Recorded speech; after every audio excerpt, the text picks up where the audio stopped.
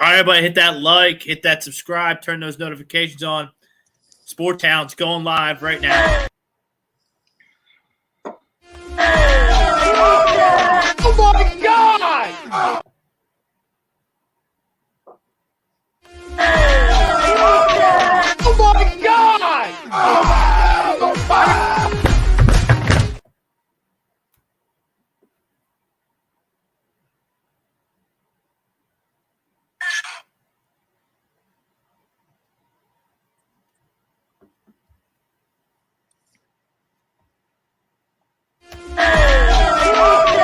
Oh my God! Oh my God!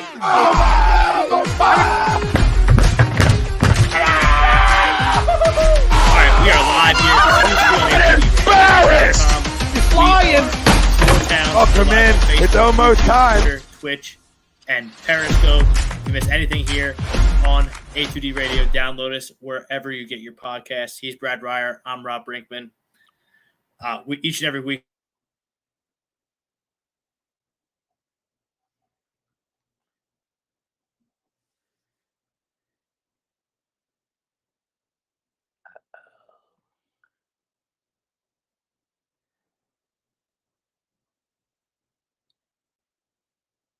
Uh-oh. we're back. A2D Radio, Sports live for the next 2 hours, talking football, talking Eagles, talking NFC East, talking NFL playoffs, talking MLB Hot Stove, talking Monday Night Football. As always, we'll preview next week's action. A lot of Saturday games, really from here out. The holiday stretch coming up, so we'll do early leans as well. Tell you about our great sponsors. First, we're brought to you by each and every Monday. We're brought to you by Baguio Breads, located in Mount Laurel, New Jersey, home of the best stuffed breads, tomato pie sandwiches, cutlets, and meatballs. Mention A2D Radio for 10% off your in-store purchases. We're also brought to you by Creative Window Design Center, serving New York, Pennsylvania, New Jersey, Florida. We are fully authorized Hunter Douglas dealer. Contact Jeff 609-226-0391 for a free consultation. Also brought to you by Alan Foy of eXp Realty, looking for a change or career in brokerage. Contact Alan Foy, eXp Realty, 302-682-8820. Tell him the Sports Sound sent you. Tell him that A2D Radio sent you. There's his website right there, alan.foy@exprealty.com. As I said, I am Rob Brinkman, representing the Philadelphia Eagles. Brad Ryer here, representing the New York Giants. Brad, despite the loss yesterday, the Giants still hanging on to a playoff spot. Barely. Seattle Seahawks spit the bit again yesterday to the Carolina Panthers at home. Giants hanging on, but, I mean, really the talk of the town, 2 straight weeks in a row. I mean, I thought yesterday was going to be a little bit of a tougher game. Eagles come out, absolutely trounce the New York Giants. Jalen Hurts looks every bit the MVP right now. They're running the ball. They're passing the ball. They're playing defense. Great offensive line. Nick Sirianni's pushing all the right buttons. Howie Roseman doing all he can to reload that war chest. They're going to play the Saints in a couple weeks. Yeah, I forgot about the Saints game last week, Brad. The Eagles actually have a game between – yes, they have a game between the Cowboys and the Giants, which I overlooked last week. Forgot about the extra game. So perhaps if I didn't overlook that extra game, maybe I wouldn't have been as worried about the Giants yesterday because, like I said, the Eagles aren't losing to the Bears this week. No. It's not happening. No. Sorry. The Eagles just outclassed the Bears in every level of football. They outclass everybody, Rob. The only thing that could stop them right now is injuries. And honestly, they dodged a couple bullets yesterday, Brad. Lane Johnson, not serious. Reed Blankenship, the fill-in safety rookie. He looks like he's going to be okay. Looks like they lost their punter for the season, but okay. Of the 3 guys I just named, you can live. take the punter. Yeah, you can find another punter. They're a dime a dozen. And they signed some guy that made the Pro Bowl a bunch of years ago for the Tennessee Titans. Cool. I would just have Jake Elliott punt and have an extra roster spot for a guy that can cover kicks or block or catch passes or whatever Nick Sirianni thinks that the matchup would. Howie will find a punter. I wouldn't worry too much about that. Yeah, Brett Kern. They just signed him. He used to punt for Tennessee. Yeah. Why don't teams do that, Brad? Why can't the place kicker just punt the ball as well? Why do you need 2 roster spots for that? That's a good question. My theory is that they don't want the place kicker on the punt team because he's got to go out there and possibly make a tackle, and he could get blocked. And place kicking that your place kicker is too valuable a weapon to end up getting injured. I mean, even if you lose a punter, you could always find somebody to kick the damn ball 30, 40 yards if you have to. You know, one of your linemen, somebody can kick a football. All these guys are great athletes, so I don't know. Isn't that like I don't know. It's like being extra cautious. I get it. Because if you have your place kicker and your punter, and if Sippos, the Eagles punter yesterday, was the place kicker as well, and the Giants blocked the punt, they were backed up, and he had tried to pick it up and run, and then really hurt his lower leg, and he's going to be out for a while. Then you're down a place kicker and a punter. I guess I get it. But don't you think strategically in today's NFL that it would be more useful to maybe have an extra lineman or an extra secondary person or a receiver active?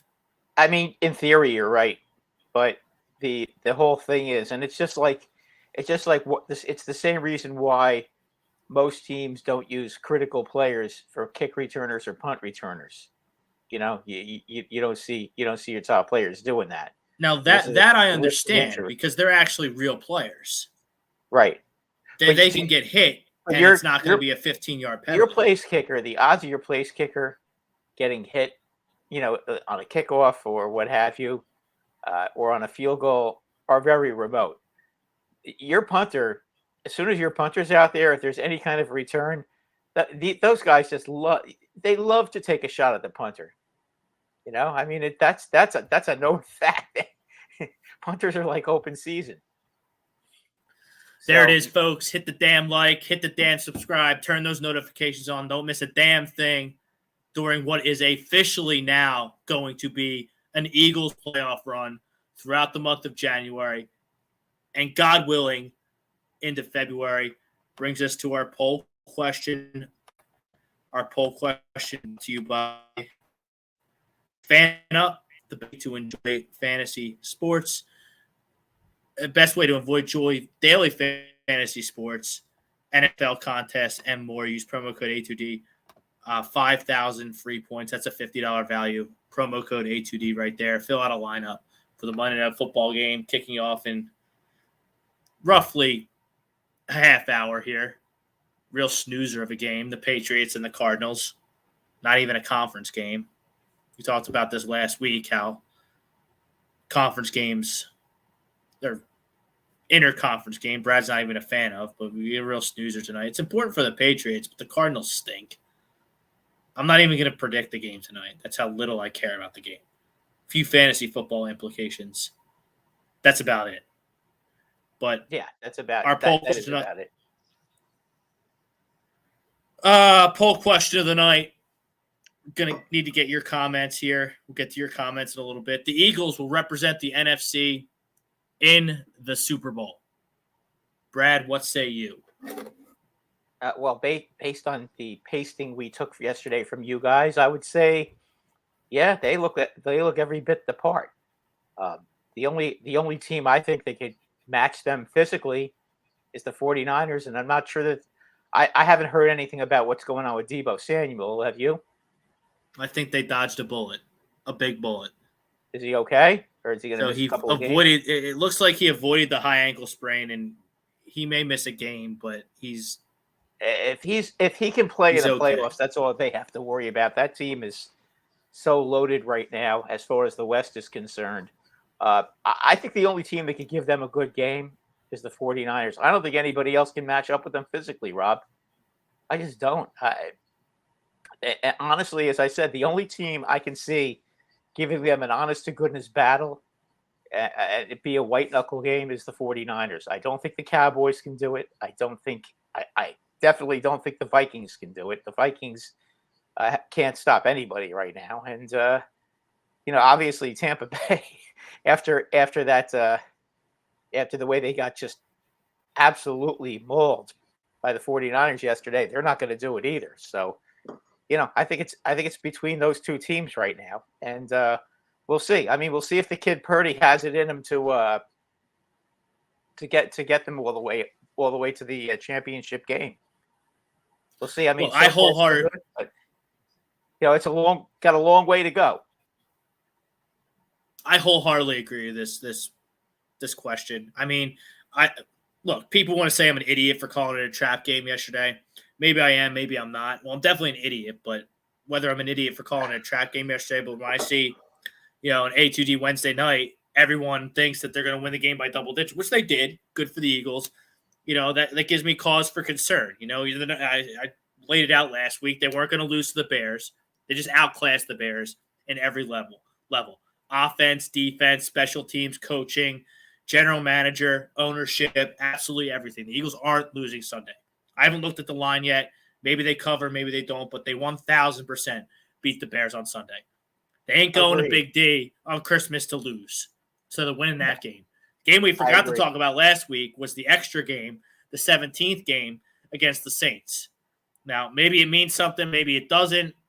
I'm playing guys against the Saints after I beat the Cowboys because I don't want 2 weeks off, then a bye, and then you got a game that could potentially mean everything for the Giants and nothing for the Eagles. So, there's a potential loss. Doesn't matter. They're going to wrap up home field. They're going to win the next two. They're going to be the 1 seed. Everyone's coming through Philly. Everyone absolutely is coming through Philly. And by the way, that's a big deal.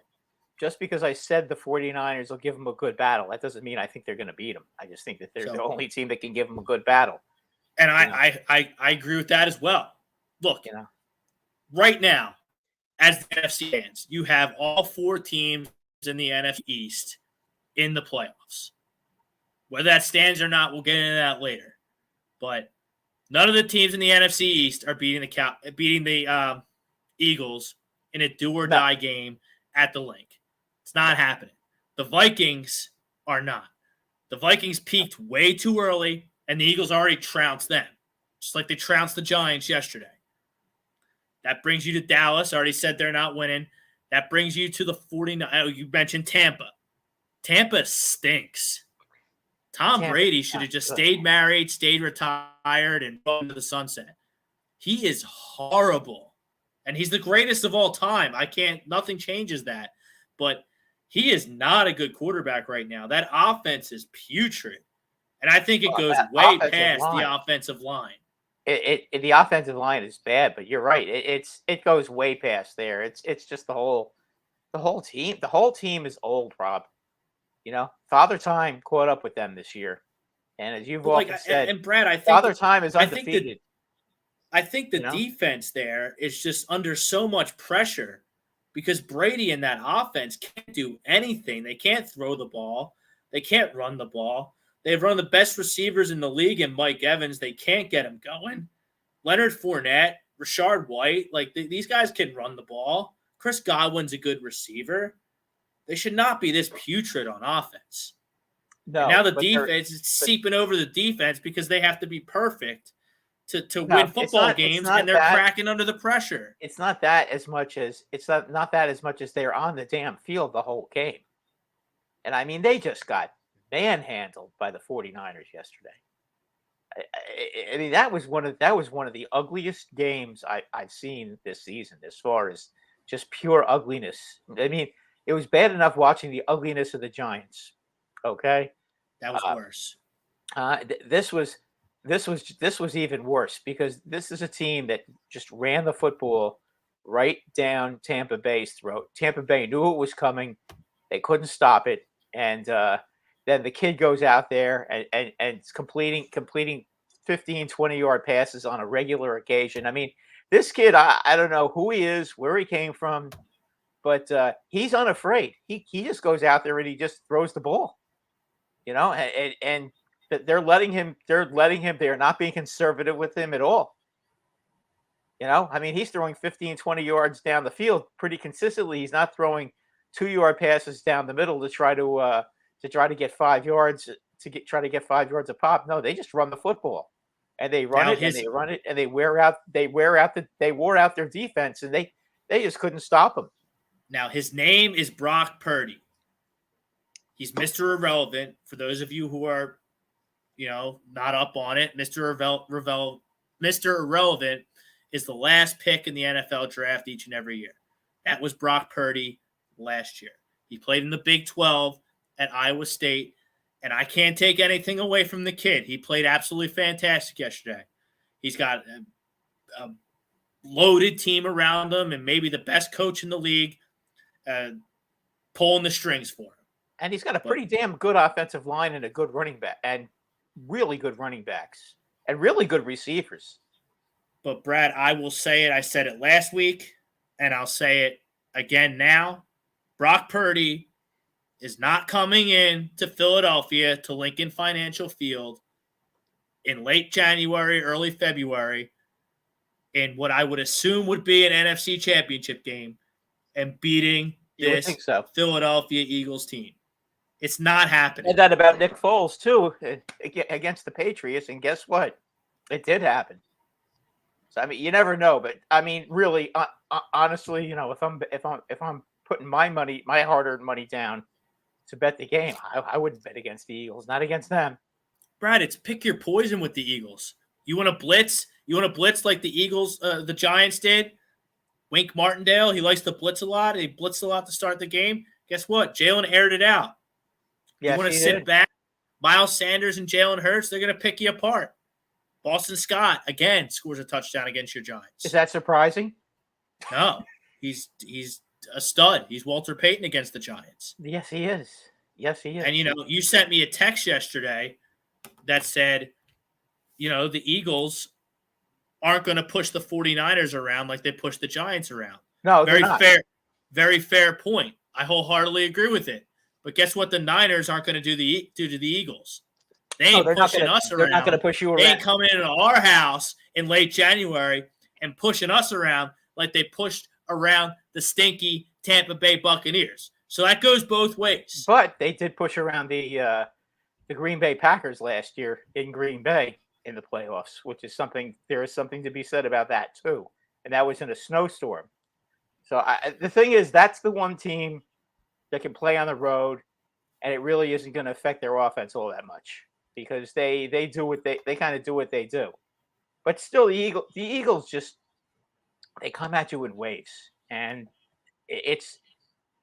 and for any team to beat them in the NFC right now, it's as I said, it's going to take a very bad field and a couple of injuries to the Eagles for them to lose because right now they are by far the most talented team in the NFC. I mean, it's not really that close. All right, let's get to some comments here. Our comments brought to you by Gleason's Bar and Grill, 6700 Mill Creek Road, Levittown, PA. Use promo code A2D for 10% off your order. Whatever. Dine in, take out, online, Gleason'sBarandSteaks.com. A2D promo code, 10% off. Let's get to some comments here. Let's see what the people are feeling tonight about our poll question about the Eagles and what's going to happen. I don't see it being an issue going to the Super Bowl. I really don't. They cover every spread. They win every game. Games that I'm nervous about, they win.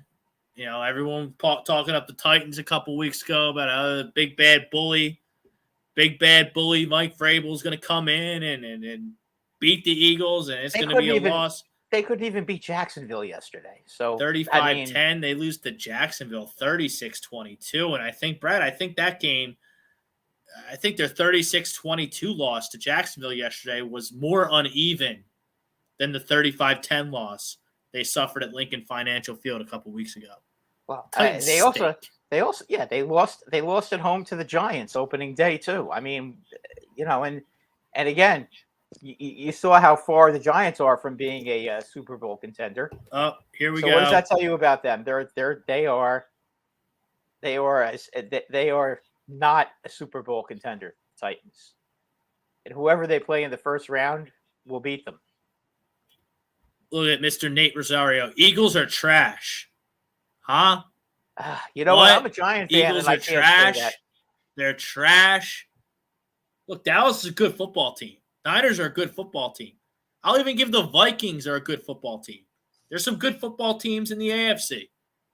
But the Eagles are a phenomenally great football team that can slice you to death 18 different ways, 19 ways on Sundays.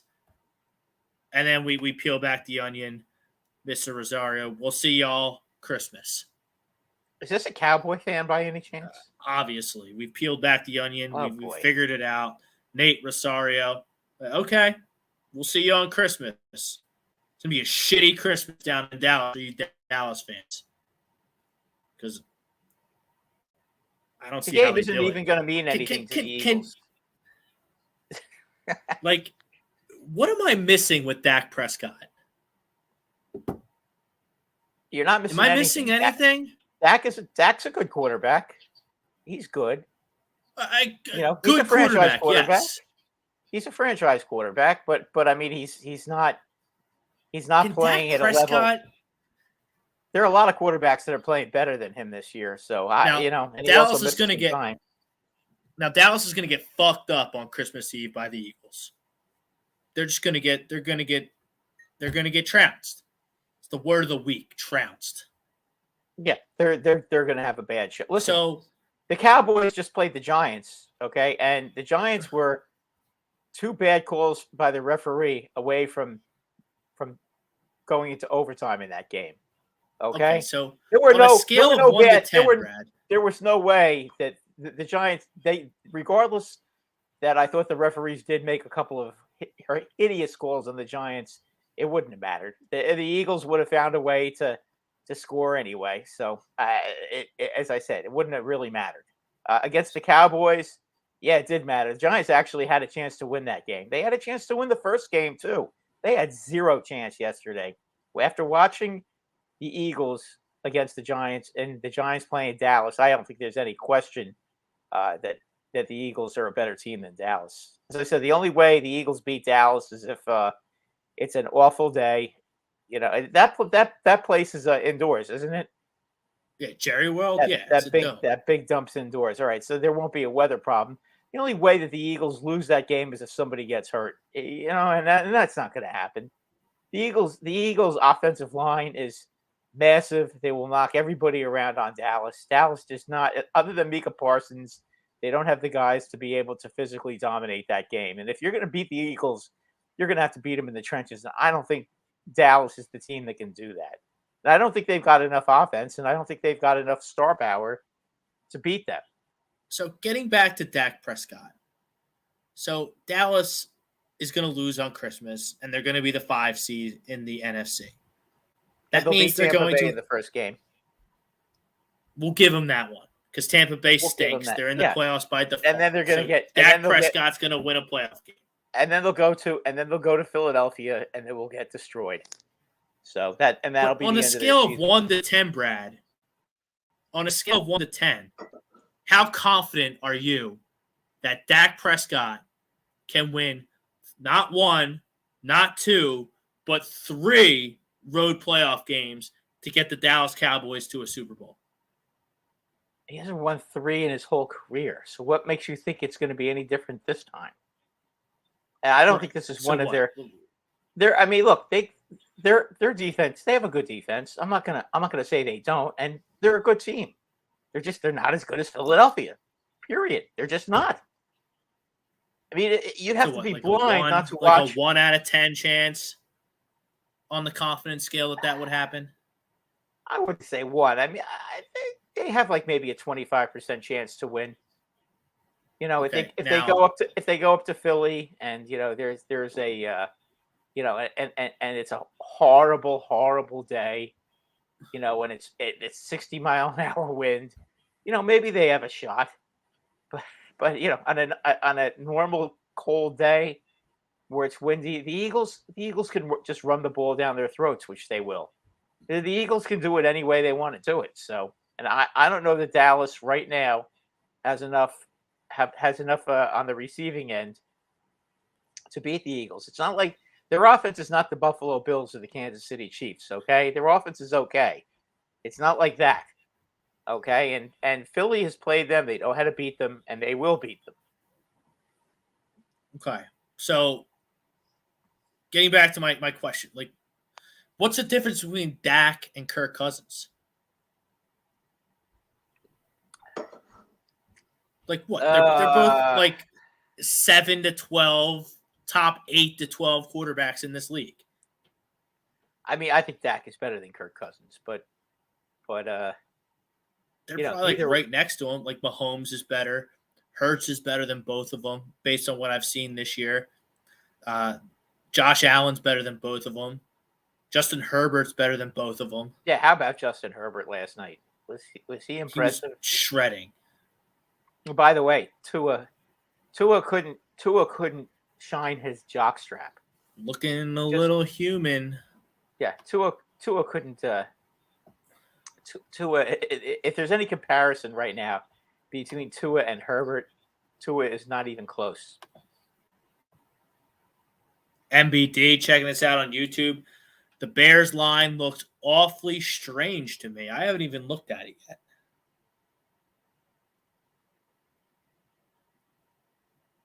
I haven't even looked at it yet. I would say it's probably going to be over a touchdown. 7, 8. It is on the road. Yeah, that really bothers the Eagles, doesn't it? Yeah, they're undefeated on the road. Yeah, they're undefeated on the road. Yeah, just ask the Giants if it matters.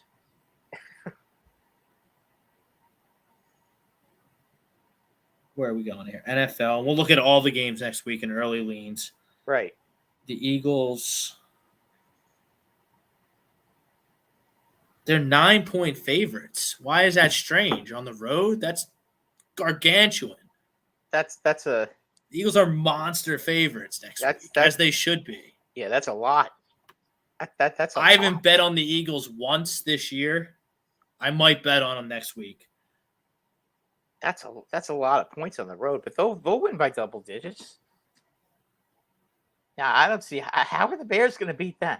How are they going to even stay in the game? I mean, the Giants are better than the Bears. And the Giants got slaughtered. Of course, right now the Giants are in a tough position.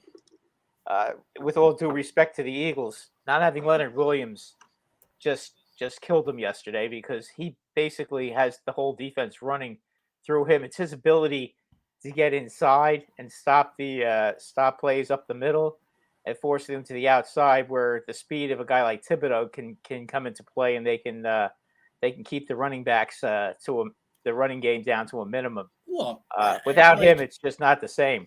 I think the Giants are on the right track. I think Dable's a good coach. They are. Who's your GM these days? Shane. I think he had a good. Was that his first draft last year with the 2 picks in the first? Whatever, yeah. Look, 15? I think that they've come a long way from last year, but they're not there yet. And you know what? I'm really glad to say this, because a lot of people disagreed with me back in November about the fact that they didn't make on the Giant lines. A lot of people were pissed off that the Giants didn't go out and make a trade and give up a second or a third round pick to get a couple of receivers in here, because you know what? They could get all the receivers they want right now. Nobody who was available out there was really going to make a difference for them this year. They weren't ready to compete. So keep your assets, and you know what? And build the team. Next season, they'll have $50 million in cap space, and they have all their picks. They have a couple of extra ones because they did move a few people. They obviously have an extra pick in the 3rd round from getting rid of that bum Tony, and they'll they'll be ascending starting next year. They're just not. That's a great trade. He had one good game for the Chiefs and hasn't done anything since. That's correct. Even Kelsey is disgusted with him now. The other Kelsey, the one that catches the ball and doesn't knock he knocks everybody on their butts too, but you know what I mean. Oh, Brian Daly, he's in the house. What are you guys going tomorrow? Talk some hockey? Talk some puck? What's up, Speaking of puck, we got the Rangers and Devils tonight at the Garden, and it's 2-1 Devils after the first period. Fierce rivalry. Yep. Flyers lost again last night, 5-4 to the Coyotes. To the Coyotes. They were actually 1.5. The spread last night was 1.5. 1.5. Flyers were favored? No, they were underdogs to the Coyotes. I mean, they're dreadful.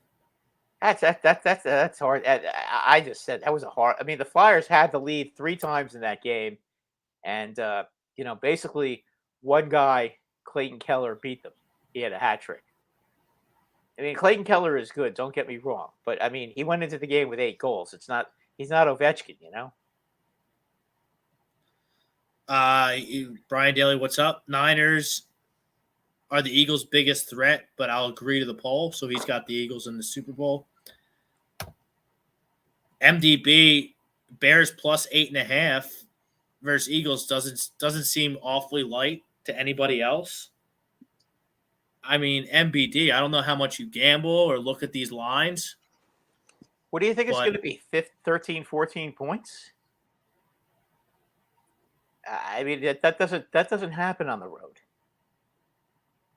I mean, I would take the Eagles because I think the Eagles will win by double digits. But I mean, the biggest point spread I've ever seen in the NFL was when the Eagles went up to Foxborough when the Patriots were undefeated during that stretch. The Eagles were down to their 3rd string quarterback against that juggernaut. They were 24-point dogs. Did they cover? I mean, I don't. They did cover. They almost won. They almost won outright. AJ Feely had the ball. If I remember correctly, with a few minutes left to go down and win the game, and he couldn't get it done. And the Patriots succeed. I'm pretty sure that was that year when the Patriots went undefeated. But yeah, that's the biggest one. So that's the Eagles having a 3rd string quarterback on the road. Fields, he is what he is. He's a young player. He doesn't have a supporting cast. I don't like their coach. I don't like the way they do things out there in Chicago. But they are at home, and there are professional football players on Chicago. So I think the 8.5, I have it 9 here on my phone. I think that's about right. They have a pretty good defense, the Bears. They do, but they're not going to score enough. I mean, you got to see exactly what they were like against the Jets. I mean, the Jets, they couldn't score on the Jets after the first quarter. They couldn't score on the Jets if they started on the Jets 20-yard line every series. It got to that point. Brad, there's your Deebo Samuel update from Jake Friel, handles social media here. MCL and an ankle sprain for Deebo. He is expected to be back before the playoffs in the regular season. That's then, then it should be. Listen, I think that's the game that everybody should be pointing to. That's going to be the one game that the Eagles are going to have to play, and they're going to have to be at their best to win. I think they could beat the 49ers. Obviously, I wouldn't bet against them. Only a fool would bet against the Eagles right now, especially in the NFC. I don't know. Listen, I don't know about how they match up with some of the real good teams in the AFC. It's kind of hard because you don't get to see them. Unfortunately, you don't get to see them play. Obviously, there's 3 teams in the AFC who are real elite teams right now. The Bills, the Chiefs, the Cincinnati Bengals. The Ravens are pretty darn good too. I would even put the Chiefs. I would even put the Chiefs a tier below the Bengals and the Bills right now. Yeah, you can't do that when they have Mahomes. Yes, fair. I mean that's fair. That might be fair though. I mean, The one thing about the Chiefs, both those teams have beat the Chiefs this year. Yeah, well, those are the two. Those two teams have beaten the Chiefs, and I think they both beat the Chiefs. Did Cincinnati beat the Chiefs in Kansas City? Because I know Buffalo did. I believe that game was in Cincinnati. The Bills beat the Chiefs in Arrowhead. Yes, right. And it's my contention that if the Chiefs have to go to Buffalo, in the end of January with that weather, they have no shot. There's no way they're gonna beat Buffalo in that weather. The Pits over people. There's one thing about Josh Allen, Rob, and I know there's some people that like to bash him. I've seen it. I read it. I don't get you guys who bash him all the time. Dude, the media is in Buffalo is bashing him yesterday after the game. Why? Because they see were that snark fest. Yeah, well, I watched most of that game. To be honest with you, the Bills, all the Bills really did was just play very carefully and conservatively, because they knew that the Jets weren't going to score against them, and they didn't want to give away the game like they did the first time they played them. So they were extremely careful. Listen, they didn't fumble. There were no interceptions, and they played a great defensive game against the Jets. I mean, the Jets only got. Did you see the media with Josh Allen after the football game? No, I did not. Why the smart ass reporter goes to Josh Allen like, Josh, this really doesn't look like a Super Bowl caliber offense. Really? Yeah. Does he know how good the Jets defense is? Apparently not. I mean, I was surprised. I was surprised that type of narrative came out of, with all due respect, a smaller market like Buffalo. Well, you know what? Some of their. It sounds like a New York, Philadelphia type of comment, a Jim Salisbury type thing. Yeah, that's a stupid comment to make because. But like they're 10-3. I mean, if you watch that game, basically what happened was it was snowing the whole game. Okay, and it was pretty darn windy, and the Buffalo Bills wanted to make sure they didn't give that game away. They needed to win that game, and they were going to be conservative, no crazy crap, and they were very conservative. They didn't take chances against the Jets defense, and they managed to put 20 points up. But they weren't going to do anything crazy and have an interception or a defensive play lose the game for them, because the first game. They were trying to do that, and the Jets beat them, so they weren't going to let it happen again. Now, you know what? I think that was a smart thing to do. Plus, Josh Allen, the last thing he needed was to get some of those big hits on him again that the Jets put on last time. And also, Quentin Williams got hurt yesterday. I don't know how long he's going to be out. I think I heard it was a calf and not a knee, but he had a non-contact injury. And it ended up being his calf and not his knee, which was very fortunate for the Jets. But when he was in there in the first quarter, he had 2 sacks in the first quarter. I mean, that's how good that defense is.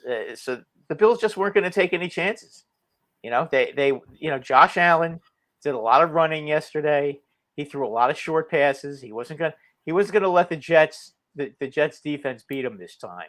So I don't see any problem with that.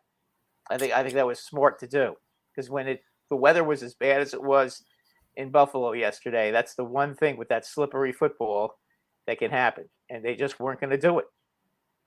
Bob Brinkman, road to the Super Bowl goes through Philly. I think we go to the Super Bowl. Beware of these Lions. They're really physical. Lions are making some noise. Their defense still isn't good enough, and I don't think that the Lions are going to beat the Jets next week either. They got to go to the Meadowlands to play the Jets next week. I don't think they're beating them. That's a really interesting game. But I mean, they're 6-7, right?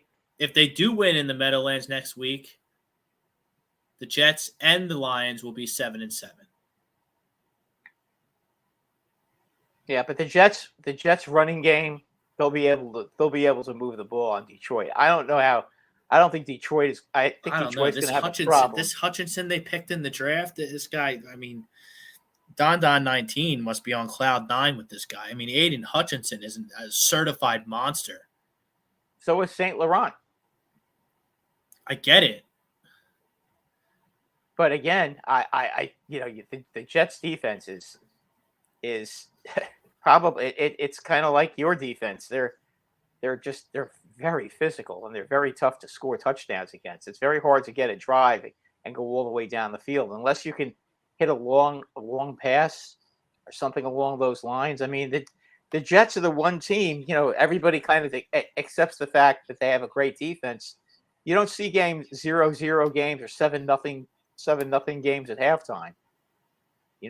Like you do with the Jets. It's kind of like it's getting to be sort of a pattern. Ryan Swoop, Eagles need to keep running the ball 25 times with the running backs to prepare them for the playoffs. Running backs need to be effective in the playoffs. Miles Sanders is going to be fine. Miles Sanders is going to be fine, Ryan. He's running behind the best offensive line in the league. Lane Johnson's the best tackle in the league. Jason Kelsey's the best center in the league. And Jordan Mailata, Landon Dickerson, and I guess Samalu starts. They're no slouches either. It's going to be fine. Running game is propelled by the offensive line, not the running backs. Miles Sanders is very good. He is good, and the Eagles' offensive line gets a lot of holes for him. And again, the offensive line there is the key to that offense. They've got some good offensive players, but that line is just that's the best offensive line I've seen this year. And that goes for everybody, including Buffalo, including Kansas City, and Cincinnati. That's a terrific offensive line. Ryan Swoop, Eagles. Let me bring it up here. Eagles defense has also been blitzing and pressing the quarterbacks the last couple of weeks. It's made the QBs have to rush their throws and not give them time in the pocket. It's not just done, but allowed the run defense to be very effective. Look, the offense this team can hurt you a bunch of different ways on offense and defense. You have Reddick and Brandon Graham and Ndamukong Suh and Fletcher Cox and Jason Hargrave and Josh Sweat. Like, it's an embarrassment of riches in the trenches on both sides of the football.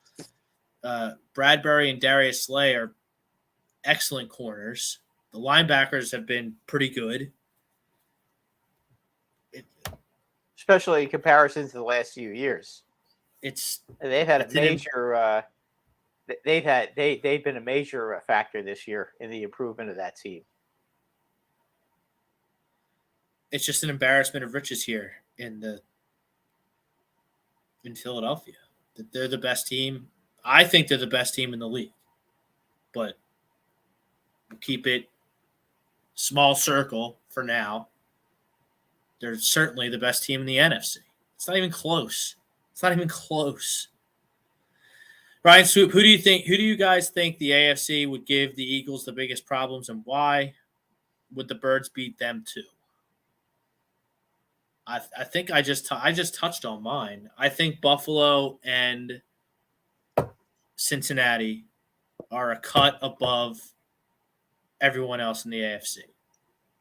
I think the By the way, Chiefs we're going to see that matchup in a few weeks too. They play each other in the regular season. Yes. Wow. So you're going to get to see that. You're going to see Buffalo destroy Miami next Saturday night. Yeah.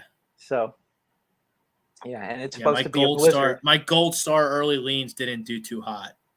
Yeah, there's supposed to be a blizzard in Buffalo next Saturday night, and Tua is going to have to go there and play. That's good. Oh my God! Can you imagine what Buffalo's offense is going to do to them in a snowstorm? Oh my God! And the Cheetah came out of Sunday night banged up. So that's not good. Yeah, he did get that cheap touchdown though last night. Unreal. Funny how that ball just happened to go that fumble happened to go right to him.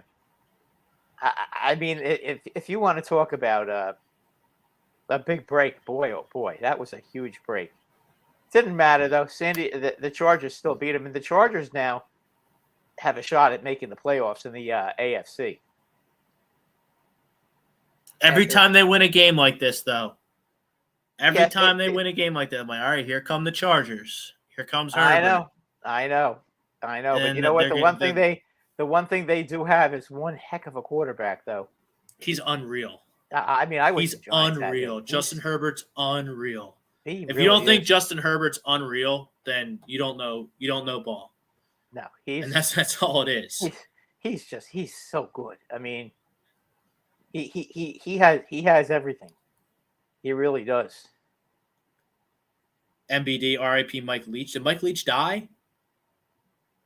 I didn't hear that. I could be wrong. I mean, he had a massive heart attack and he wasn't doing well, but I didn't hear that he died. That's a shame.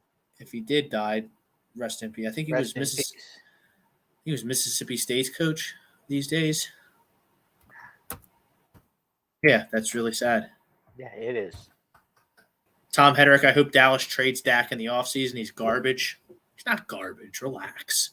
Garbage? Relax. You paid him all that money. You're going to trade him? Unless you're going to trade him for Kyler Murray or Russell Wilson or some other team's headache. That's not a headache. Yeah, what's he mad at Dak about? What? Because he's a top 7 to 12 quarterback. He probably had the Cowboys yesterday minus 17. Yeah, right. Well, listen, the Texans gave you guys a pretty tough time too for 3 quarters. I mean, that's a team that is not. They've lost a lot of games, but they don't usually get slaughtered. For the most part, they've been in almost every game. So I don't know about being about. I think some people are just a little too worried about having to win every game by 50 points. That's Mike Marshall, Jalen's the MVP, and we're Super Bowl favorites. He probably is the MVP. I think he's surpassed Mahomes for now. Well, Mahomes did not have a great game yesterday. That's for sure. But then they were ahead. He was fine, and then when it was 27-0, he clearly took his foot off the gas, and they let Denver back in the game, and they almost gave that game away. I mean, that was close. Did Kyler Murray just rip his knee to shreds? I think Kyler Murray just ripped his knee to shreds on Monday Night Football. I'll have to check to see what's going on. I had the Rangers and Devils on.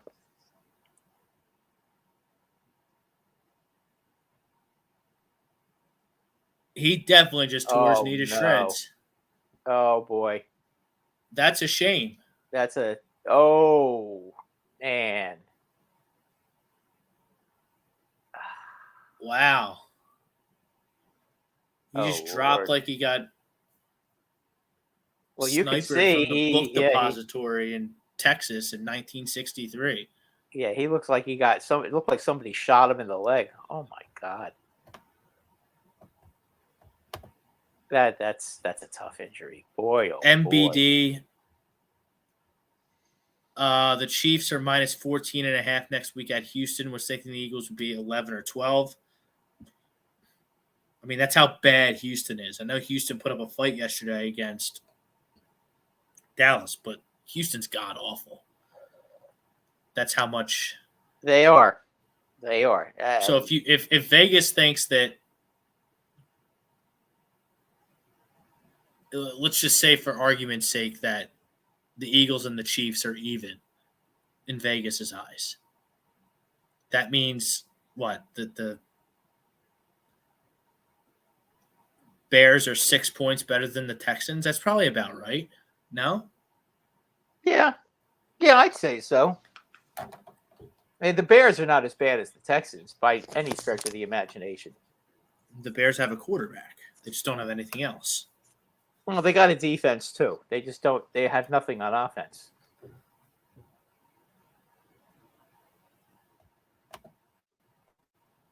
Rob, you know you got to pick the Eagles to lose every week now. I mean, I'll gladly pick them to lose on our A2D graphic if it means we're going to win every week. And then you're going to lose. We're not losing. And then you're going to lose, and then everybody's going to give you a hard time. So I wouldn't do that. Yeah, let me tell everyone. Let me tell everyone something, though. Jinxes and mushes, they're not real. They don't exist. It doesn't matter if you wash your favorite jersey before the game. It doesn't matter what seat you sit in the living room. Nothing we say here on A2D Radio or anyone out there doing a podcast or ESPN that makes a prognostication of the game. Guess what? Your prognostication has no bearing on the outcome of a professional sporting event. It doesn't. Mushes and jinxes, they're not real. Us here, sitting here, talking about what happened this weekend and what we think is going to happen in terms of the NFL season, it doesn't matter. It has no bearing on what's going to happen in the sporting events on Sunday, Monday, Thursday, or whatever your favorite sport is. They're not real. Jinxes and mushes are not real. Yeah, except when an announcer says that there's a no-hitter going on in a baseball game. That's a jinx.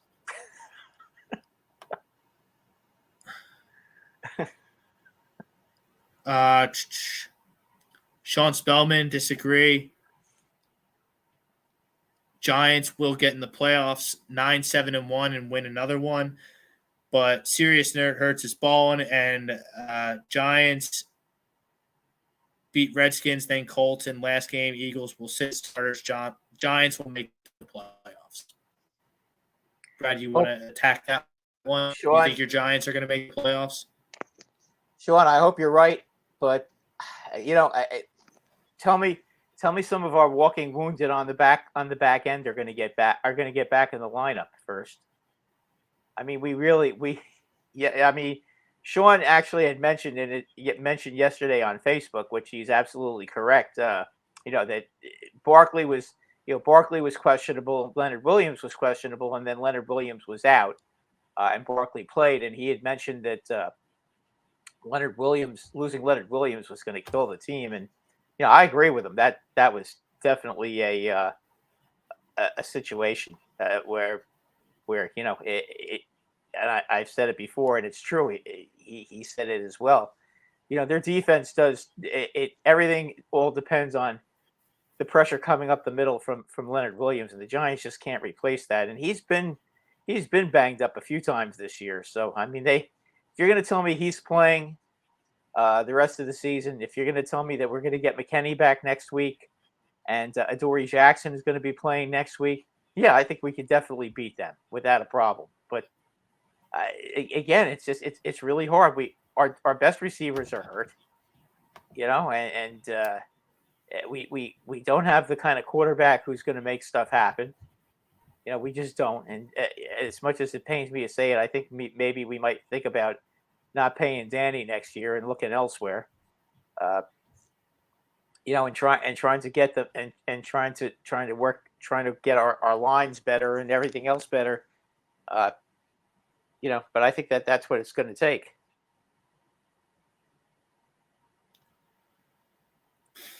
Matt Spillane, what happened to Andrew Thomas yesterday? Oh, you mean when he got beat the first play by Josh Sweat? He got beat. Getting beat all day. Well, the whole line was. He wasn't alone. Okay. So we'll see. We'll see. But you know what? Andrew Thomas is still a very good offensive lineman, and they can definitely build around him. Sean Spellman, Giants will take Dak. Daniel Jones is hot garbage. Yeah. I'm not thrilled with Daniel Jones. I think they got to look somewhere else for a quarterback. If the goal is to win a championship, then they're going to need to look somewhere else. And Igor Shesterkin just stopped Jack Hughes on a penalty shot. Don 19, he's confident in his Lions against the Jets next week. Nah, the Jets are going to beat them. I don't know about that. Yeah, they're going to run the ball down their throats. I'll tell you what. How about Mike White yesterday? He basically played the game with a broken rib, and yeah, he comes in the second quarter. He's in the second quarter, breaks his rib, comes back in the third quarter, takes a severe shot in the ribs, is out of the game again, then comes back 2 plays later. I mean, I'll tell you what, that guy is that guy. He's tough. He's the kind of quarterback you want quarterbacking your team. I'll tell you what, that's a brave guy. That was a brave guy. He took an unbelievable beating in Buffalo yesterday. So, I mean, the Bills yesterday were just all over the Jets' offensive line. I mean, they were everywhere. The Jets could not. I mean, they were, other than a few really great passes by Mike White, they just couldn't do anything yesterday right on offense. But it seems like they can move the ball against poor defenses. I still don't think the Lions have a very good defense, quite honestly. Don 19, Rob, stop it. You mean tell me my wearing my lucky lion sock isn't real? Don, doesn't matter what socks you wear while you're watching your Lions or your Tigers or your Red Wings. Doesn't matter. It has no bearing on the outcome of a professional sports game. It just doesn't. It doesn't. Sorry. It doesn't. It's silly to think otherwise. It's silliness. DG. I'm still wearing my Wentz turned AJ Brown jersey. It's never lost since I got the Brown patch. I wore a McNabb jersey on Washington game.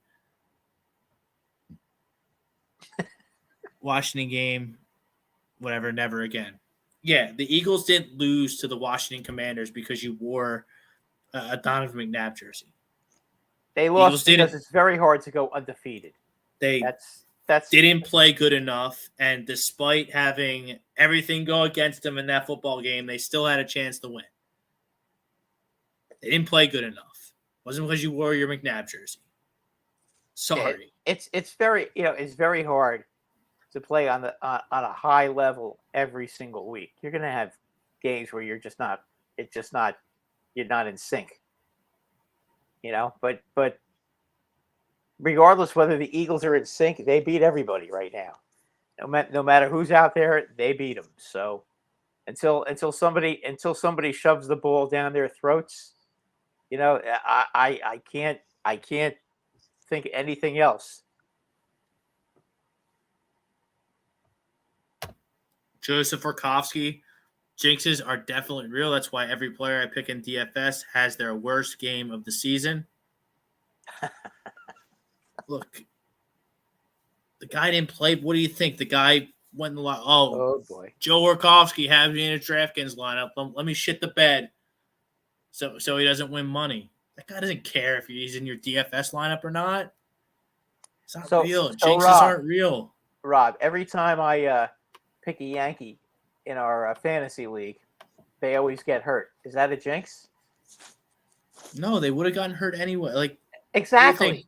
What do you think? Brad Ryer has me on my fantasy game. Let me go get Tommy John surgery. 2 years ago, it was my fault that Aaron Judge got hurt. Then this past year, it was my fault Stanton got hurt, and it was my fault Nestor Cortez got hurt. It's my fault. I had them on my fantasy team. It's not. No. Not at all. No. Don 19, Rob hates crying and jinxes. I mean, jinxes just aren't real. I guess that means I hate them.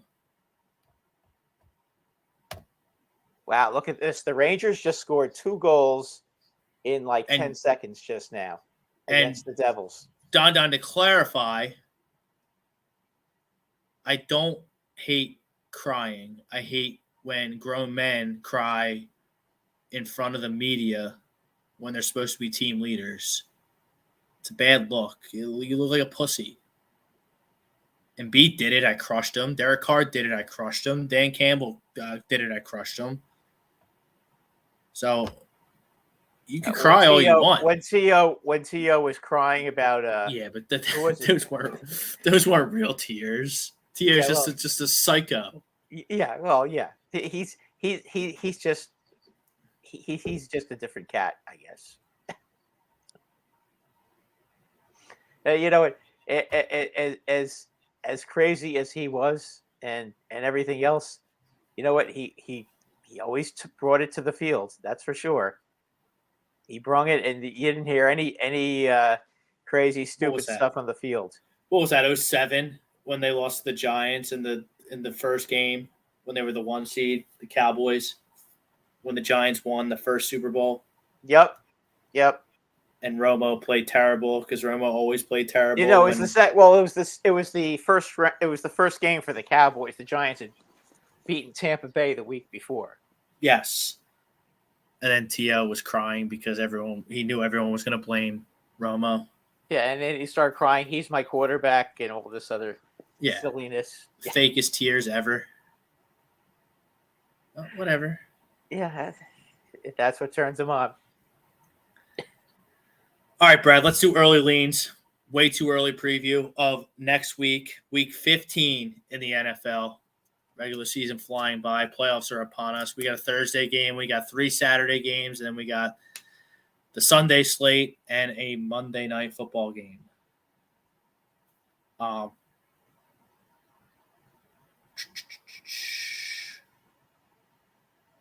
Let me get to it here. NFL. Thursday, I mean, the Niners are heading to Seattle, Brad. They're going to destroy Seattle. The way the Niners have been playing lately, that they've won 6 in a row. Seattle has peaked, and now they are crashing. They have a terrible loss against the Panthers. I think they'll come out and play hard. They've always been a good home team, but in the end, San Francisco is too good. They're not going to be able to score enough points. They're going to make mistakes, and the 49ers are going to win the game. I think it's going to be a close game, but I think you're looking at probably like 13-7, maybe 14-10, something like that. It's going to be a low-scoring game, and that's where I think that's going to stand. It's a 3.5-point line. I like the Niners here. Yeah, I think they win this game. I think they're going to have. I think Geno Smith, as good as he's been this year, that 49er defense is just gonna shake him up. You may see the old Geno Smith come back after this. So we'll see what happens, but I wouldn't be too optimistic if I were Seattle right now that they're going to win that game. No, I went 1-2 last week on my Gold Star early leans. I won the Niners and I lost the Titans. I still can't believe the Titans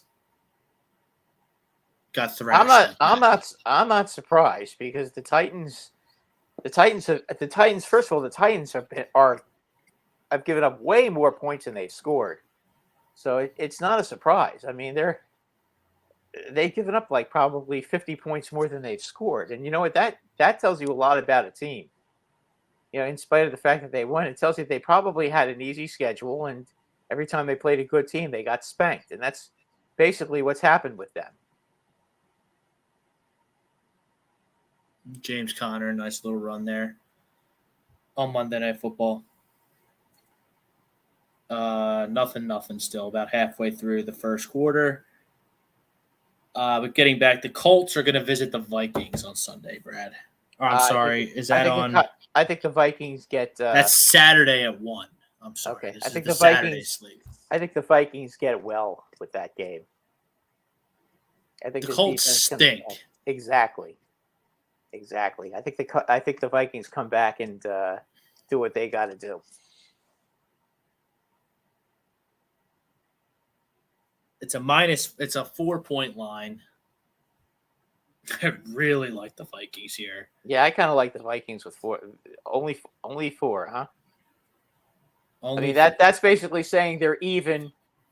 That's like saying they're really a 1 point. They're 1 point better than the Colts because it's an automatic 3 points when the team's at home. Correct? Yes. Saturday 4:30. Ravens visit the Browns. Ugh. Ravens should win that game. Ravens are dogs in What? Cleveland. Give me the Ravens all. Give me the Ravens all day long. 3-point dogs. Yeah, give I me like the the Ravens. Browns. I give you the Ravens all day long. Well, Lamar's probably not going to play, and Tyler Huntley left Sunday with a concussion. So I don't know who is even in contention to play quarterback for the Ravens if those two guys can't go. Oh, well, if Hunt doesn't play, that could be a different story. But if I'm assuming he's going to play, and if he plays, I think that the Ravens will find. The Ravens are going to find a way to beat the Browns anyway. The Browns stink. It's true. Did you hear the Bengals fans chanting at Deshaun Watson during the game? Oh no, they could be nasty too. What were they yelling? What were they no means no. Very no good. No means no. Very good. Pretty good. Yeah, that's pretty good. If it was in New York or in Philadelphia, the chance would be a lot nastier than that. But that's pretty good. At least they kept it clean for the kiddies. The Buffalo Bills, the nightcap on Saturday. The Buffalo Bills are going to host the Miami Dolphins. All indications are this game will be a snow game. Bills are laying 7.5. Brad, I love the Bills. I love here. Buffalo in this situation. Oh man, they're gonna. I mean, they move. They will not be. Their offense will not be timid against the Miami defense. Okay, it's not. They're not playing the Jets this week, so they're not going to be afraid that they may throw an intercept. That Josh Allen's not going to be afraid of throwing interceptions against that team. So I would look for Buffalo to just annihilate them. I mean, did Miami peak a little early here? Yeah, I think they did. You know, I mean, they also Buffalo remembers how Miami played dirty the last game and put their bench right in the middle of the sun in an 90-degree day in Miami. I think Buffalo's going to remember that, and I think they're going to come out and they're going to take their heads off. Plus, they'll clinch the division if they win too, I believe, because that would give them a 3-game lead and a better record in the division. I mean, Tua was pretty bad last night against. Oh, he was horrendous. He was horrendous. Yeah. And he hasn't really been very good the last couple of weeks. He was terrible against. He looked afraid against San Francisco. I mean, Miami got that fluke Tyreek Hill. Yeah, the fluke touchdown on the first recovery, play, and that gave him some momentum for a while. But then Herbert just diced him up, and Tua couldn't match. And Miami's having trouble running the ball now. When they were really cooking, they had balance. Yeah, Jeff Wilson got carted off last night as well. I love the Bills in this spot. The whole point is that at this point with the Dolphins, they're a very soft football team, and the 49ers show the whole world how you can beat Miami, and even in spite of that, the first play of the game, they got that touchdown. And then after that, Miami just got destroyed by the 49ers. And, I mean, last night, the game was not as close as the final score indicated. Really wasn't. And what was Tua in the first half? 3 for 15? 3 for 18. All 3 completions were to Tyreek Hill. Yeah, so, I mean, he has one of the great receivers of all time to throw to, and he's still not getting the job done. So you really have to wonder about him the last couple of weeks. I'm going to do these together because I like both these teams to cover heading into the Christmas Eve showdown. The Eagles laying 9 in Chicago. I like it. Dallas Dallas laying 5 on the road in Jacksonville. I like that as well. Yeah, they'll cover. So I think Dallas both, will beat them by like 10. I think Eagles and Dallas both cruise heading into the Christmas Eve showdown, and the Eagles are going to smack that ass. Another huge line: Houston, Texas, getting 14 at home against the Chiefs. Both of us hate games like that. I'll lay it here though. I mean, you know what? I take the Texans in the 14 points. I could see Kansas City, not showing up here and making it a lot more difficult than it should be. Now this might be the game of Sunday for sure. The Lions heading to the Meadowlands to face the Jets. Brad, the Lions are 1-point favorites on the road in New York. I'll take the Jets in a point because I think the Jets are going to win the game. I mean, take a look at some of the Jets' home victories this year, Rob. Very impressive. They beat Miami 40-17, and I know Tua didn't play, but big deal. 40-17 is pretty damn good. They destroyed the Bears the last time they played a home game. Dude, the Lions are all that right now. They beat Buffalo at home. The Jets. I mean, they're really good at home.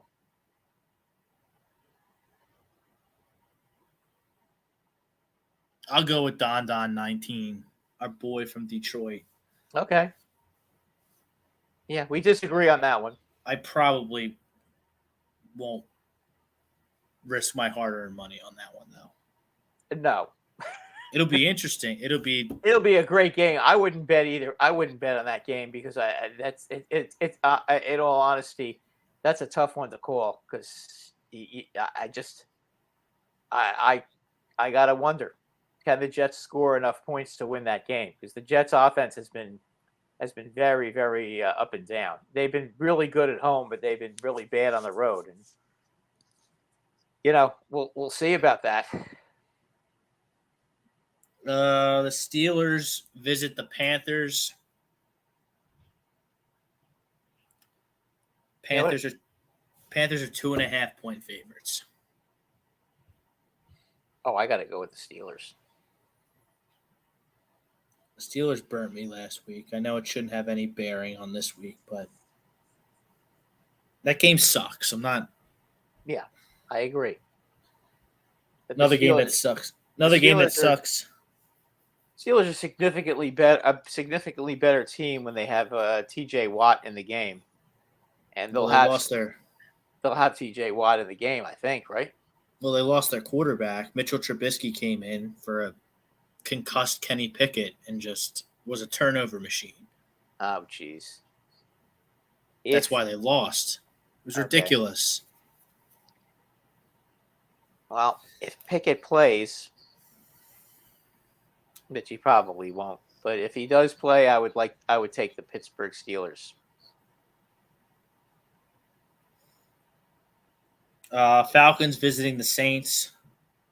Saints laying 4. Do we care? I take the Falcons. I hope the Saints lose because the Eagles have their draft pick. Well, of course you do, but I take the Falcons anyway because I just think the Falcons may lose a lot of games, but the Falcons are always in every game. Yep. I think they'll find a way to win this one. I think the Falcons are going with their rookie Desmond Ridder in that game. Oh, jeez. Okay, well, that kind of makes it a little more difficult then. Patriots staying out west. Bill Belichick facing his former assistant Josh McDaniels in Vegas. Vegas is favored by a point. I'll take New England. As will I. Arizona visiting Denver. Well, now without Murray. Denver's a home dog right now. Yeah, you know what? They made a nice comeback against Kansas City. I just think Russ is going to is going to explode against somebody. I mean, he has to. Is he really that bad? I mean, he was bad yesterday. There's no question about that. But is he really that bad? I don't know. Maybe he can settle in with a full off season and rebound next. They're obviously done this year. Yeah, I know. But you know what? They can usually, even bad teams usually have one incredibly good week. You know what I'm saying? Yeah. Even bad teams have their day of have their day in the sun, except So you maybe think the Texans. But yeah, they got to win? They got to win? Yeah, they did. They beat somebody. Yeah, I don't Can't remember who it was, but they did win a game. With the Jaguars or something? Yeah, probably. Probably. So you think? I mean, I think I'm kind of feeling that every dog has their day mentality here for the Broncos. Yeah, I mean, without Murray, that team, without Murray, the Cardinals are going to be a really downtrodden team. I mean, I could see them going in there and just lying down and dying. Bengals visit the Tampa Bay Buccaneers next week. Oh, the Bengals are going to destroy them. What do you think the line is? I'd say it's 4.5. 3.5, close. Okay. Of course, it could go up to 4.5. Could. It's early. Right. That's why we call it early leans. Right. Tampa Bay blows, man. Tampa Bay is terrible. They stink. Yeah. Yeah, and the Bengals are going to score a ton of points against them. I mean, boys, Joe Burrow, and you know what? You know what's funny, Bob? Weren't they 1-2 or 1-3 or something like that? Bengals started 0-2. They were 0-2, and I think they were 1-3 at one point, weren't they? Might have been. And everybody was ragging on them. You know that they're not that there's something wrong with the Bengals. Well, you know, it's a long season, and there's nothing wrong with the Bengals. They're a good football team. I think they're the best team in the AFC. Well, you've got a legitimate argument. Brad, are the Chargers finally going to take off here and realize their potential? They play the Titans next week at home. It's time to wake up, Chargers. Oh, they'll win. Right? Yeah, they're going to. You know what? I listen, the Chargers are just too talented to keep playing like crap.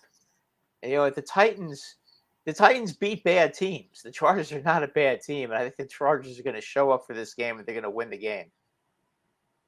They're 2.5-point favorites. I like the Chargers here. Yeah, I do too.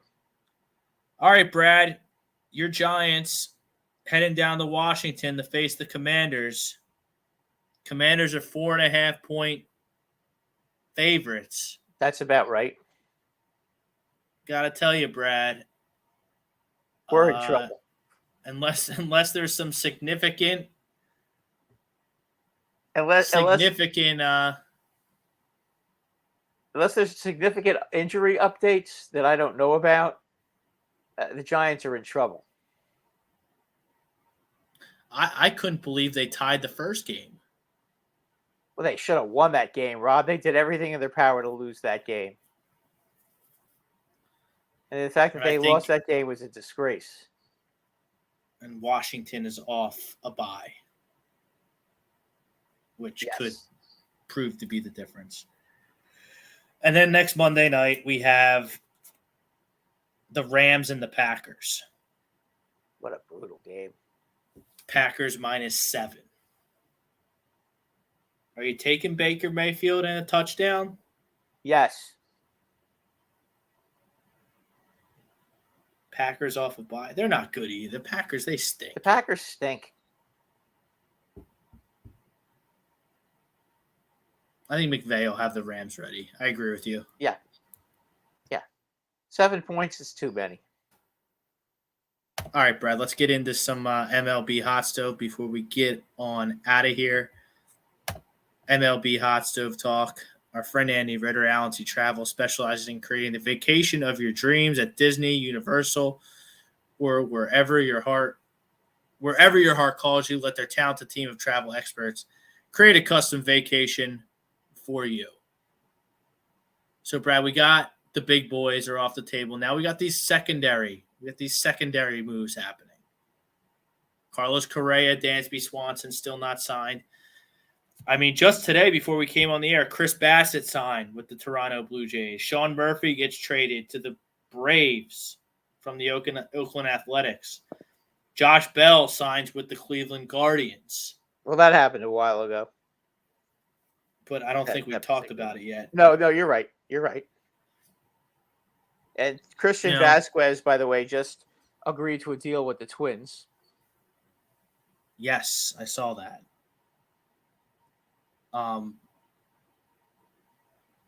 You're an American League fan. Yes. More importantly, you're an American League East fan. Yes. What is the plan in Boston? Well, I'm hoping that they alienate Rafael Devers enough so that he leaves too. Why on God's green earth would Rafael Devers sign a contract extension with the Boston Red Sox? Unless he really, really likes it there, and there's a lot of zeros on that contract. Well, I mean, listen, playing in Boston is a lot of fun when you're a star. No question. But it can't be that fun when your team blows. That team right now, I don't know what their general manager is thinking. I mean, they have. I mean, Brad, this guy inherited Mookie Betts, Devers, Bogarts, Benintendi. Don't forget J.D. Martinez, who has all in their primes. Yeah, and J.D. Martinez hasn't been signed yet either. By the way, and I kind of get it. Chris Sale kind of screwed them, getting injured, and nasty Nathan Eovaldi. He's not under contract yet. No, but he also, if you recall, he hurt his back in the second half of the season last year, and when he came back, he wasn't the same, and then Boston had to shut him down again. So I don't know about him, but if I'm a team that needs pitching, okay, and I'm looking to fortify the middle to back end of my rotation, he'd be a guy I would look at, but I wouldn't give him more than 2 years.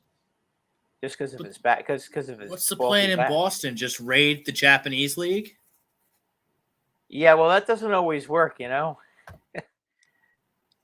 I mean, they should. They've gotten lucky. Listen, they have gotten lucky with some of the Japanese players they brought in, but but you have to go all the way back to Matsuzaka.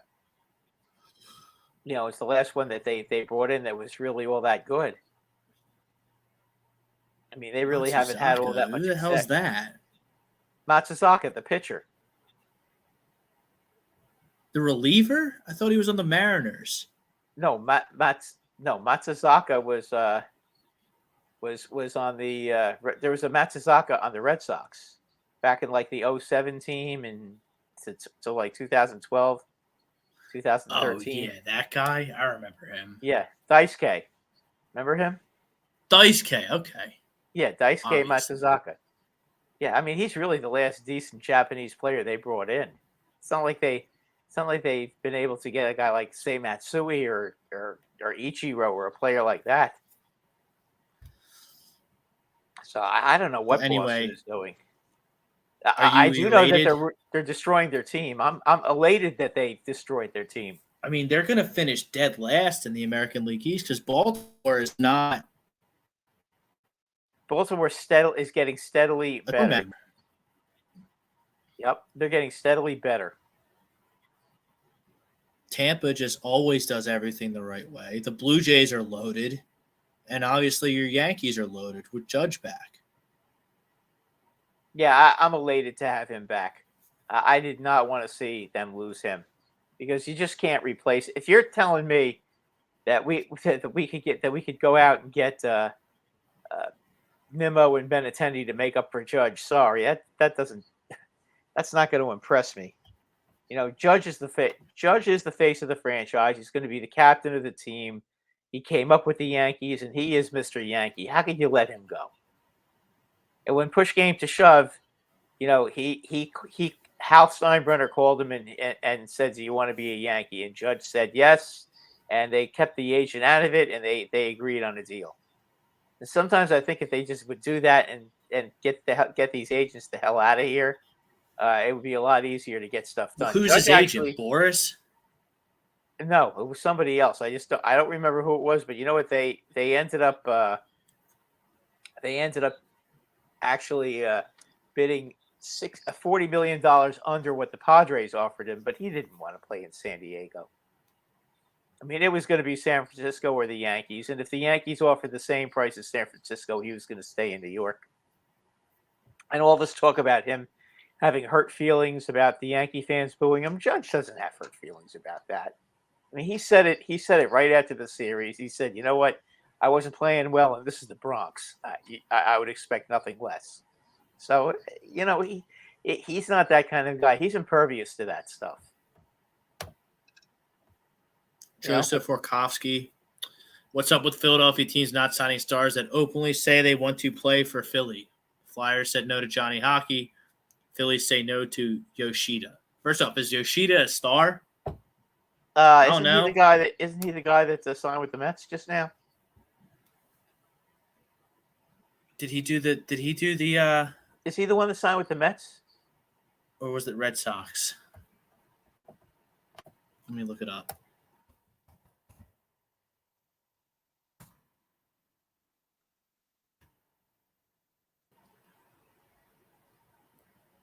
No, he's gonna play for. He's the outfielder that signed with the Red Sox. Oh, where's he going to play? Where's he going to play? First of all, where's Yoshida going to play in Philadelphia? Your outfield's loaded. And Johnny Hockey not going to the Flyers. I mean, the Flyers stink. Johnny Hockey was going to play for the Flyers. He had no problem with going there. And the Flyers did not say no. The Flyers were trying to trade half their team to accommodate him with the salary cap. The Flyers were in salary cap hell this offseason, and they couldn't fit him in. So that's not true. Okay. And what are we trying to say? Like Taijuan Walker? I mean, I know he's not a star, but he wanted to come here. Let's sign him up. Trey Turner's definitely a star. Taijuan Walker. If you have him as your number 4 or number 5 pitcher, you're fine. I mean that he's good. He's good enough to play to be out there. He'll do a nice job for you. He'll lead up innings. And everybody wants to play for the Phillies right now. Yeah, well, of course, because they have a good Phillies team. are a destination spot. They just went to the World Series. They have Bryce Harper. Now the big mystery is where's Rodon going to end up? A lot of rumors going around that the Yankees are seem to be the favorites to sign him, and I wouldn't be surprised if they did that. And boy, if they did sign him, and you look at their starting pitching, that would be one heck of a staff. You put him in the middle of that rotation. I was thinking maybe Toronto. I was thinking maybe Toronto for him. Yeah, but how much? Then they went out and signed Bassett.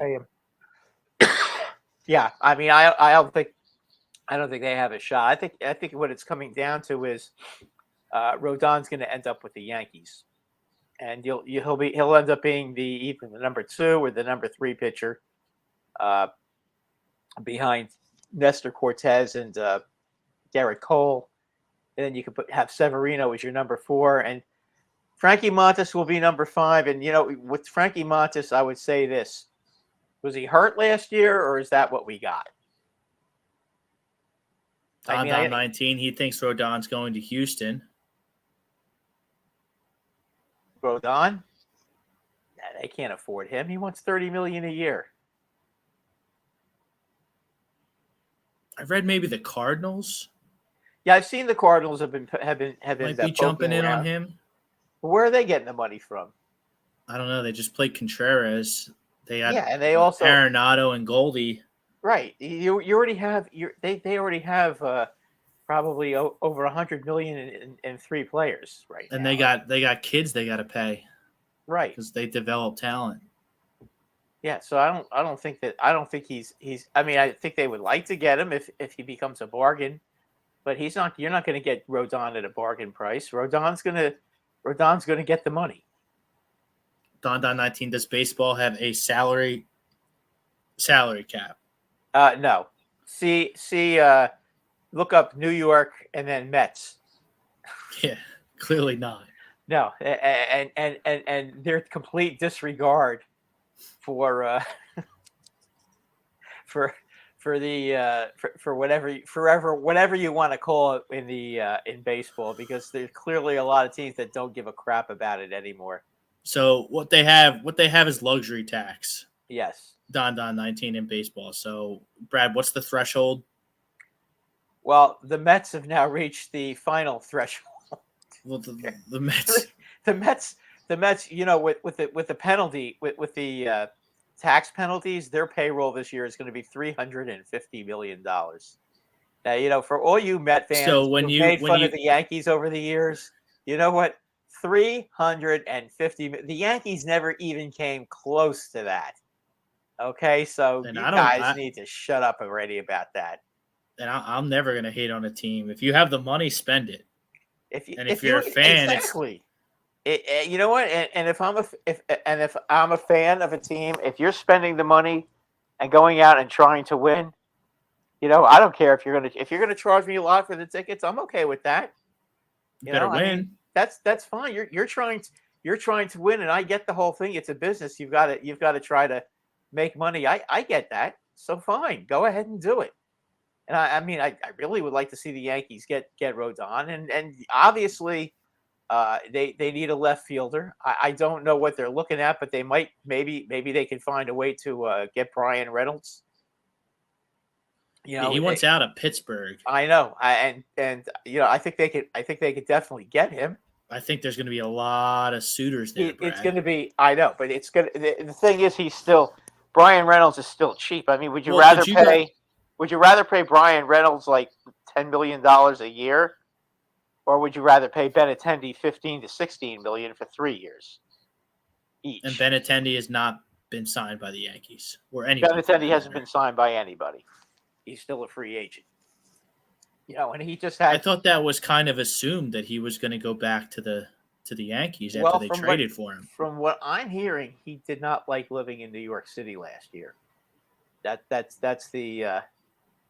the rumor mill that he didn't like living in New York City last year. So I don't know that that's actually the case. I think it's more or less that the Yankees are trying to figure out exactly what they want to do. I've heard rumors that they're looking to make a huge splash. They're looking at something big, and we'll see. I mean, the one thing that Judge made Hal Steinbrenner do was promise him that he was going to stop being so cheap and start trying to improve the team.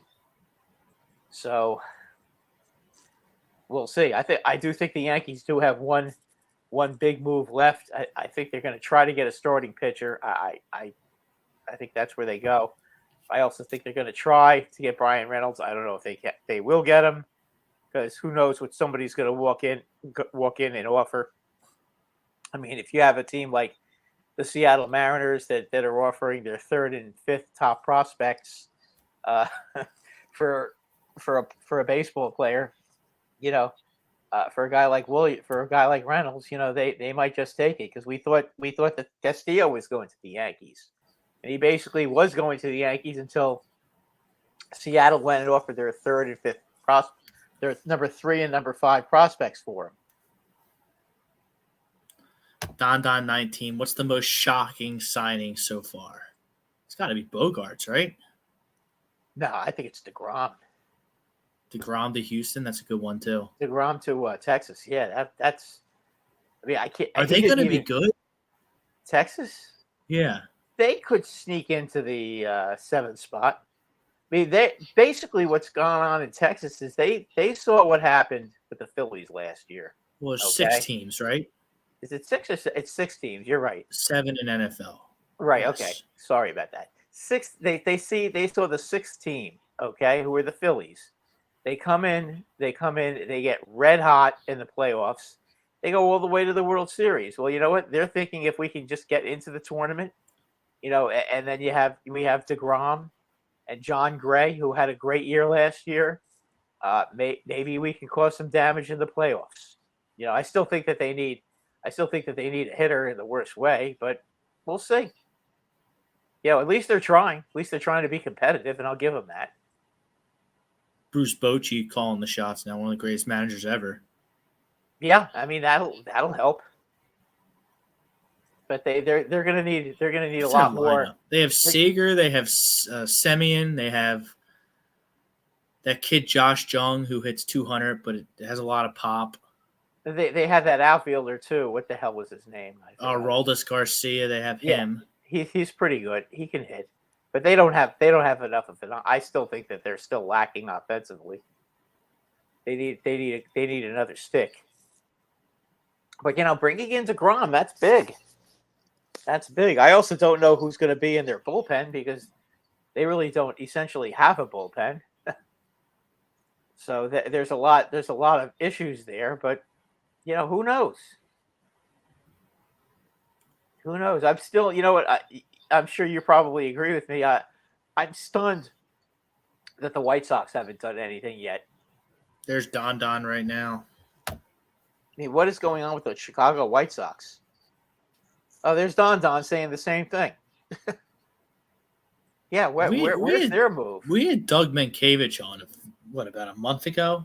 Yeah. Before the World Series, and I can try to get him on. He come back on again. I could ask him. He really knows his football too. And I don't want to put words in his mouth, but if I read between the lines correctly, that he kind of led me to believe that the White Sox aren't the best run organization out there. He did mention. I think he did mention that. I'm paraphrasing. He didn't come out and he hit us over the hammer with it. Yeah, he alluded. He kind of alluded to it. Where's Correa go? Sounds like the Giants. I've been saying the Twins all along, and everybody keeps shoving it in my face that I've lost my mind about that. Well, you know what? He still hasn't signed yet, and Minnesota keeps making him offers. So who knows? I've heard. I keep hearing Yankee rumors that the Yankees are going to try to get him. But if I'm the Yankees, my top two prospects are both shortstops.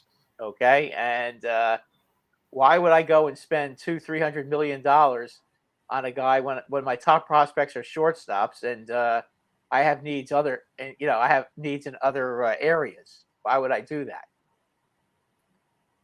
Especially when my shortstop that I brought up from the minor leagues last year hit 306, albeit in limited play, but still he hit 306 and played pretty well. He definitely can play defense, and he looks like a pretty good hitter, and that was Peraza. They're also talking about trading Gleyber Torres. Apparently he's in the doghouse. I keep hearing the Cubs are going to make a splash as well. Yeah, well, they're also in on Carlos Correa, but if he has a choice of the Cubs or the Twins, I think I might want to go to the Twins. The Twins I think are a little closer to being a good team than the Cubs are. The Cubs have a long way to go. I like that guy, Jack Ryan. What's his name? John Ryan, Jack Ryan, that young pitcher Joe they Ryan. got.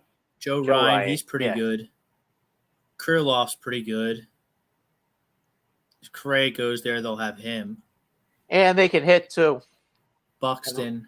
We know they can hit, and the guy who won the batting championship, Arias. Yeah, they've been talking a lot. I've been also hearing a lot about him going to the Yankees and the Yankees moving Gleyber over there and a couple of prospects. So I would wonder what Doug Mankiewicz would say about that. That would be an interesting question if we can get him back on. I'd like to get him back on just for a little bit to ask him a few of these questions. Probably be a lot of fun. I think he'd come back on. We'll see. But yeah, that's that would be a good move for the Yankees to get him, because he is a guy that can get on base, and he's a professional hitter to be sure. Last comment before we get out of here. Don 19. Robbie, how do you feel about next year with the Phillies? I'm all in on the Phillies next year, Don. Look, I know Harper's going to be out, and that's going to suck until whatever, June, July, whenever he comes back. But there's enough in the war chest here to weather the storm. And they showed last year that they don't have to be a division champion to make a run. No. Look, we needed a shortstop. Dave Dombrowski got us the best shortstop on the market, Trey Turner. 11 years, $300 million. Whatever he got. He's going to be here. Needed a pitcher. Needed a starting pitcher. Now, you didn't get Rodon. That's okay. Taijuan Walker's pretty good. That means you don't have to do stupid bullpen games in the playoffs. And then you get a lefty reliever. What's his name? Marcus Strohm from Boston. Strohm from Boston. He's okay. He's okay. He gets a lot of strikeouts. Is he going to be better than Brad Hand? I think so, because you know what, he hasn't. I think he pitched 30, and I'm not looking this up, but I had looked it up a while ago. If I'm correct, I think he struck out like 52 guys in 37 innings last year. So I mean, he's a lefty that can get a lot of strikeouts. So that's something that would be, very much needed in the Philly bullpen. I don't know. I didn't see enough of Hand to say he was good or if he wasn't good, but he hasn't really been all that good the last few years. So I can't imagine he was that good for you guys last year. The guy who really stepped up was the guy in the back end, Dominguez.